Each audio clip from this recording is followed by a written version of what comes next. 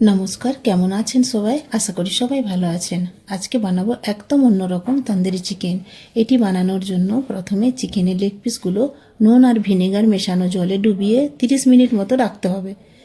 তারপর একটি পাত্রে চিকেনের পিসগুলো হাতে চেপে জল বার করে নিয়ে লেবুর রস, সামান্য নুন, জল ঝরিয়ে রাখা টক দই, আদা রসুনের পেস্ট, হলুদ গুঁড়ো, লঙ্কার গুঁড়ো, কাশ্মীরি রেড চিলি পাউডার, ধনে গুঁড়ো, জিরে গুঁড়ো, অল্প জোয়ান, গরম মশলার গুঁড়ো, একটু রেড ফুড কালার আর রোস্ট করে নেওয়া কাসুরি মেথি দিয়ে মেখে কিছুক্ষণ পর 3 চামচ তন্দুরি মশলা আর সরিষার তেল দিয়ে ম্যারিনেট করে 1 ঘন্টা রেখে দিতে হবে।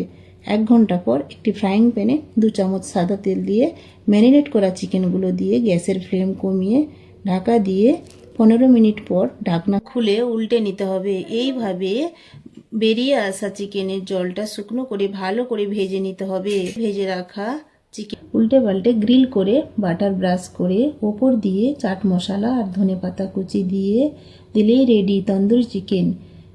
গ্রিন চাটনির সাথে সার্ভ করুন, খেতে দারুণ লাগবে। আপনারা অবশ্যই বাড়িতে বানাবেন কিন্তু, আর কমেন্ট করে জানাবেন। ভিডিওটি যদি আমার ভালো লেগে থাকে লাইক, কমেন্ট, শেয়ার করে ফলো দিয়ে পাশে থাকবেন। ধন্যবাদ।